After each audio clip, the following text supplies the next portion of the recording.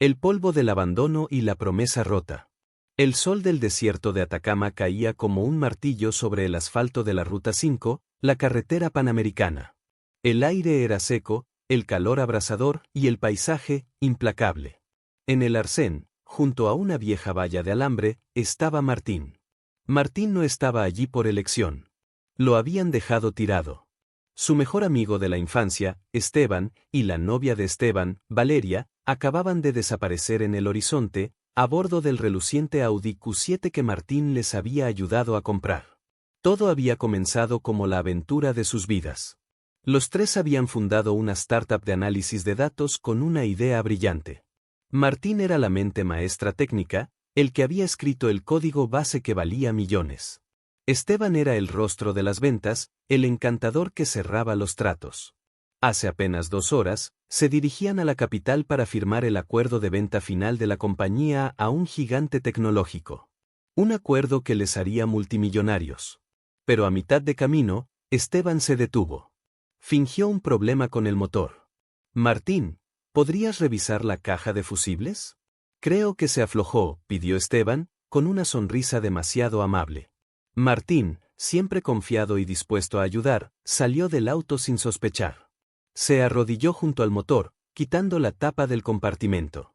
Mientras estaba agachado, Esteban, con una eficiencia fría y ensayada, engranó la velocidad y aceleró. Martín se levantó justo a tiempo para ver el Audi alejarse en una nube de polvo rojizo, llevándose su maletín y el contrato en el asiento trasero. Esteban. Valeria. ¿Qué están haciendo?, gritó Martín, pero el único sonido que regresó fue el del viento. Valeria, con su cabello rubio ondeando al viento, giró la cabeza y le dedicó una sonrisa cruel. Lo dejaron tirado en la carretera. El golpe no fue físico, sino legal y emocional. Martín era el fundador, pero su contrato lo hacía depender de las firmas conjuntas de Esteban y Valeria, quienes habían maniobrado para asegurarse de que el 51% de las acciones estuviera a su nombre. Sin el maletín que contenía su única copia del código fuente y sin su presencia en la firma, Martín estaba fuera. Y sin auto, estaba a cientos de kilómetros de cualquier ayuda. Cayó de rodillas en el polvo, sintiendo el calor abrasador y la traición. Había sido engañado por su propia confianza y su falta de interés en las formalidades legales. Horas después, al caer la noche y con el frío del desierto penetrando sus huesos, Martín se levantó. El dolor del abandono se había transformado en una calma de hierro. No había lágrimas, solo una resolución ardiente. Caminó por el arcén de la carretera, sin mirar atrás, hasta que, en la oscuridad, vio las luces de un pequeño puesto de carretera, un oasis solitario. Martín no tenía dinero, solo su teléfono satelital, un capricho tecnológico que siempre llevaba, y su mente. Sabía que el acuerdo de venta se firmaría en 48 horas. Su única esperanza era el código fuente de respaldo que había guardado en un servidor remoto de máxima seguridad. Al entrar en el puesto, el dueño, un anciano llamado Don Ramón, lo miró con curiosidad. «Te dejaron tirado, muchacho», dijo Don Ramón, ofreciéndole agua. «Sí, Don Ramón. Me abandonaron», respondió Martín. «Pero el juego no ha terminado. Necesito un favor. Un viaje urgente a la capital. Y a cambio, le daré algo mucho más valioso que dinero, le voy a dar un nuevo negocio». El vagabundo tecnológico, el hombre al que habían dejado a morir en el desierto, estaba a punto de activar la operación de venganza más compleja y rápida que la capital jamás vería. Su plan no requería un taxi, sino una destreza financiera y legal que sus examigos nunca podrían igualar. Porque cuando Martín regresara, no lo haría a pie. El trueque en el desierto y la línea de código. El diminuto puesto de carretera de Don Ramón era un refugio de esperanza. Tenía una radio de onda corta, un viejo teléfono satelital y, crucialmente, un vehículo confiable, una robusta camioneta pick-up de doble cabina, esencial para el mantenimiento de la carretera. Martín aceptó el agua y se sentó a la mesa de madera. Don Ramón, un hombre sabio y de pocas palabras, esperó a que Martín hablara. «Don Ramón, sé que no me conoce. Pero necesito llegar a Santiago en menos de 24 horas. Mis antiguos socios, Esteban y Valeria, me traicionaron y se llevaron el trabajo de mi vida», explicó Martín, con la voz firme. «La camioneta no es un taxi, muchacho. Son más de 1000 kilómetros. Y mi negocio es modesto, replicó don Ramón, cruzándose de brazos. Lo sé, dijo Martín. Pero usted no me va a cobrar con dinero. Me va a cobrar con visión. Martín le explicó su plan. Con su teléfono satelital, accedió a su servidor remoto de alta seguridad, el único lugar donde tenía una copia del código fuente que había creado. Ese código era, legalmente, suyo, y valía millones. Ellos creen que me dejaron sin nada, pero se olvidaron de la parte más valiosa, mi mente y el código de respaldo, dijo Martín. Ese código está diseñado para que, sin mi clave de acceso, el software se autodestruya en 48 horas. Su firma con los compradores está programada para justo antes de ese plazo. Don Ramón lo miró con curiosidad. ¿Y cómo me paga a mí? Usted dijo que su negocio es modesto. Pero tiene un problema, la ubicación. Usted es la única parada en un tramo de 300 kilómetros. Con la tecnología correcta, usted podría ser la última milla para los servicios de mensajería y logística de la Ruta 5, el único punto de transferencia rápida en el desierto. Piense en la rentabilidad, propuso Martín, trazando un diagrama simple con un lápiz. Yo le doy un software de optimización logística a medida, que diseñaré y codificaré durante el viaje, optimizando su radio de acción. Le doy los derechos, la clave de acceso, y lo configuro para ser un nodo vital para el transporte. En 6 meses, su negocio valdrá 10 veces más de lo que vale la camioneta, concluyó Martín, ofreciendo un apretón de manos. Don Ramón estudió los ojos de Martín. Vio la traición, sí, pero también una inteligencia fría y enfocada, la de un hombre que no perdía el tiempo en lamentos. La propuesta no era caridad, era una oportunidad de negocio brillante. Me gusta cómo piensa, muchacho. Pero el Audi de su amigo va rápido. ¿Cómo espera ganarles? No tengo que ganarles en la carretera. Tengo que ganarles en la sala de juntas, respondió Martín. El código de venganza en el asiento del copiloto. Pocas horas después, Martín iba en el asiento del copiloto de la robusta pick-up de don Ramón, avanzando hacia el sur bajo las estrellas implacables del desierto. Mientras don Ramón conducía, Martín abrió su laptop, encendida con la energía del puerto auxiliar del vehículo. El código era su arma. Martín no solo estaba codificando el software logístico para don Ramón. Estaba inmerso en la verdadera operación de venganza, la cancelación legal del acuerdo de venta. Paso 1. Bloqueo legal. Usando su teléfono satelital y una conexión cifrada, Martín contactó a su antiguo y leal abogado. Le envió una orden judicial de emergencia, preparada con anticipación, que demostraba su copropiedad y la cláusula de autodestrucción del código, solicitando el congelamiento temporal de la venta hasta que se verificara su clave de acceso. Paso 2. La llamada estratégica. Martín no llamó a Esteban o Valeria. Llamó a la empresa compradora, el gigante tecnológico. Se presentó no como un socio despechado, sino como el arquitecto de sistemas que informaba de un fallo crítico de seguridad que afectaba la propiedad intelectual que estaban a punto de adquirir. El mensaje que Martín envió a la compradora fue devastador: el código que están comprando se va a autodestruir en menos de 48 horas. Y yo soy la única persona que puede impedirlo. Mientras la pick-up devoraba kilómetros, el Audi Q7 de Esteban y Valeria rodaba sin preocupaciones. Estaban a salvo de la camioneta, pero completamente expuestos al ataque digital y legal de Martín. Al amanecer, Martín ya había creado el caos en el back office de la empresa compradora. Ellos sabían que, si la amenaza era real, el acuerdo de venta valía cero. El dinero ya no importaba. Solo importaba la clave de acceso. Don Ramón lo dejó en las afueras de Santiago. Espero que su plan funcione, muchacho. Nos vemos en 6 meses, dijo don Ramón, entregándole las llaves. Nos vemos antes, don Ramón. Y no será en esa camioneta, prometió Martín. Martín se despidió. El hombre que había sido abandonado en el desierto ahora tenía el control total de la situación. Su próxima parada no era una oficina de abogados, sino un encuentro con la empresa compradora, que ya estaba desesperada por asegurar el código. Y ellos no enviarían un taxi. El interrogatorio del comprador y el valor del código.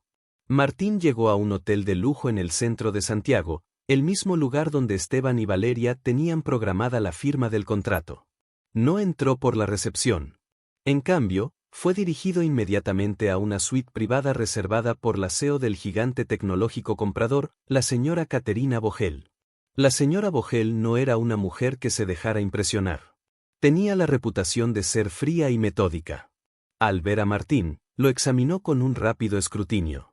No parecía un ingeniero de software multimillonario, parecía un hombre que acababa de salir del desierto, con la ropa sucia y el cansancio marcado. Señor Martín, estoy decepcionada, comenzó Vogel, sin rodeos. Mi equipo acaba de recibir una notificación judicial de su abogado que congela la venta. Y peor aún, recibimos su mensaje sobre la autodestrucción del código. Si nos hizo perder tiempo, lo destruiré legalmente. Martín se sentó, manteniendo la calma. Sabía que su poder residía en la verdad del código. Señora Vogel, yo no estoy aquí para perder su tiempo. Estoy aquí para salvar su inversión, respondió Martín. El código base que usted quiere comprar, el motor de su próxima plataforma, tiene una bomba de tiempo lógica que yo mismo instalé. Es un protocolo de seguridad que desactiva el 100% de las funciones y mi clave de acceso no se renueva cada 72 horas. Vogel frunció el ceño. Un protocolo de autodestrucción. ¿Por qué? Porque a mí me enseñaron que la propiedad intelectual debe protegerse de la traición y la manipulación, incluso de los socios. Esteban y Valeria no me incluyeron en la firma. Por lo tanto, el código entiende que ha sido robado o puesto en riesgo, y se autodestruirá en 40 horas, explicó Martín con precisión técnica. Vogel, sintiendo que millones de dólares de inversión peligraban, llamó a su equipo legal. La verificación fue rápida y devastadora. El abogado de Martín había proporcionado la documentación que confirmaba el protocolo de autodestrucción y la copropiedad intelectual de Martín. La venta, tal como estaba, no valía nada. ¿Qué quiere, Martín?, preguntó Vogel, abandonando todo intento de cortesía. ¿Dinero? ¿Acciones? Nombre su precio. Martín se inclinó hacia adelante. No quiero dinero de su compañía, señora Vogel. Quiero justicia. ¿Venganza? No. Quiero el 51% del precio de compra original, que se depositará en una cuenta a mi nombre, dijo Martín. Y quiero que Esteban y Valeria sean responsabilizados por el intento de fraude. No me preocupo por sus acciones en la startup, me preocupo por la traición legal que intentaron ejecutar. La señora Vogel sonrió. El precio era alto, pero era justo. Si el código era tan valioso como para arriesgar su vida por él, el 51% era una ganga para asegurarse de que no se autodestruyera. Acepto. Pero tengo una condición, Martín, dijo Vogel. Usted se quedará aquí bajo nuestra custodia legal hasta que el código sea desbloqueado y la venta esté asegurada. Y una vez que tengamos el código, quiero que usted sea el líder de nuestro equipo de integración. Martín aceptó. Había usado su propia mente para convertir su humillación en su mejor arma. El regreso triunfal. A la mañana siguiente, Esteban y Valeria llegaron a la misma suite de hotel para la firma final, vestidos con ropa de diseñador y llenos de arrogancia. Entraron a la sala, riendo, listos para convertirse en multimillonarios. Se detuvieron en seco. En el centro de la sala no estaba la señora Vogel sola. Estaba Martín, afeitado y con un traje nuevo, sentado junto a ella. Parecía no haber pasado ni un día en el desierto. Esteban palideció. ¿Qué demonios estás haciendo aquí? ¿Cómo llegaste? Martín no respondió la pregunta. La señora Vogel tomó la palabra. Señores, dijo Vogel con voz de acero. El trato ha cambiado. El 51% del pago ya se ha transferido a la cuenta del señor Martín como pago exclusivo por la propiedad intelectual central del código base. Su participación ahora es solo residual, y se les ha abierto una investigación por intento de fraude corporativo. Esteban y Valeria se quedaron mudos, su avaricia convertida en terror. El vagabundo tecnológico que habían abandonado no solo había regresado, sino que había dado la vuelta al contrato y ahora controlaba su destino. Martín finalmente se levantó. Su mirada era fría. Me dejaron tirado en la carretera. Cuando regresé, venía en un Lamborghini. Martín se dirigió a una ventana y señaló la calle. Abajo, un Lamborghini Huracán Evo de un llamativo color verde brillante estaba estacionado justo enfrente de la entrada principal del hotel. El auto es el pago inicial de la señora Vogel por mi posición como director de integración. Es para celebrar mi llegada y asegurar mi transporte para el resto de mi carrera con ellos, explicó Martín. Esteban, Valeria. Ustedes regresarán en el taxi que yo pague. El hombre que había sido abandonado en el polvo, ahora se iba en un auto de ensueño. Su venganza no fue la rabia, sino la demostración de que la verdadera riqueza estaba en su cerebro, no en la firma de un contrato. El rugido del huracán y la verdadera partida. La sala de la suite del hotel se sumió en un silencio de muerte, roto solo por el sonido del aire acondicionado central. Esteban y Valeria se quedaron de pie, la sangre drenada de sus rostros, mirando a Martín con una mezcla tóxica de terror y odio. Martín les había robado no solo el dinero, sino también la sensación de victoria, usando la misma arma que ellos habían despreciado, su mente. Valeria intentó una última jugada, la manipulación emocional. Martín. Por favor. Somos familia. Crecimos juntos. Esto es un malentendido. Podemos arreglarlo, te damos el 51%, volvemos a ser socios. Martín la cortó con un gesto de la mano, sin una pizca de emoción. No hay malentendido. Ustedes me dejaron tirado en el desierto para robar el trabajo de mi vida. Eso no se arregla con acciones. Eso se paga con consecuencias legales. La señora Vogel, la CEO, se levantó, asumiendo el control total. Señores, el señor Martín es ahora el director de integración de nuestra compañía. Si quieren hablar de sus problemas legales, lo harán con mis abogados, y créanme, serán mucho menos indulgentes que él. Tienen 5 minutos para abandonar estas instalaciones. Martín se acercó a Esteban. No había ira, solo una decepción abrumadora. Me dejaste tirado en una carretera, Esteban. Pensaste que la única forma de que yo regresara era en la camioneta de un extraño. Te equivocaste. Martín se dirigió a la mesa de centro y tomó el maletín de cuero que Esteban había intentado robar. Lo abrió, sacó las llaves del Audi Q7 y las dejó caer sobre la mesa. Ahora, me voy, anunció Martín. En ese momento, un sonido grave y gutural comenzó a retumbar desde el exterior del hotel, el rugido inconfundible y áspero de un motor italiano de 10 cilindros en marcha. El sonido era tan poderoso que vibraba en los cristales de la suite. Martín sonrió, se despidió de la señora Vogel con un asentimiento y caminó hacia la puerta. La salida triunfal. Martín no tomó el ascensor. Bajó por la escalera de servicio, dirigiéndose directamente a la entrada principal. Esteban y Valeria, en un último arrebato de curiosidad y rabia, se apresuraron a la ventana de la suite para ver el auto que Martín decía poseer. Abajo, en la entrada del hotel, la multitud se había detenido. Un Lamborghini Huracán Evo de un llamativo color verde brillante, escoltado por 2 vehículos de seguridad negros, esperaba. Un valet abrió la puerta del conductor y Martín se deslizó en el asiento, su figura ahora poderosa en el nuevo traje. Martín ni siquiera miró hacia la suite. Puso el pie en el acelerador. El rugido del huracán fue un grito de victoria, haciendo sonar las alarmas de los autos estacionados. El auto se alejó en una explosión de velocidad, desapareciendo en el tráfico de la capital. Esteban y Valeria se quedaron mirando el hueco vacío en la calle, el sonido del motor italiano resonando en sus oídos. Se dieron cuenta de la terrible verdad. El hombre al que habían dejado a morir sin un centavo en el desierto había regresado en el vehículo más rápido y caro que el dinero podía comprar. Lo dejaron tirado en la carretera. Cuando regresó, venía en un Lamborghini. El viaje en el Lamborghini no era solo un símbolo de su riqueza recién adquirida, era la prueba física del valor de su intelecto. Martín había usado la adversidad para demostrar que la verdadera velocidad y el verdadero poder residen en la mente, no en el dinero robado o en un contrato fraudulento. Martín, el ex vagabundo del desierto, condujo hacia su nuevo futuro. La traición había sido solo un obstáculo menor en la ruta hacia el éxito, y su venganza había sido la más elegante de todas, dejar a sus enemigos con las manos vacías y la boca abierta, obligados a ver su triunfo.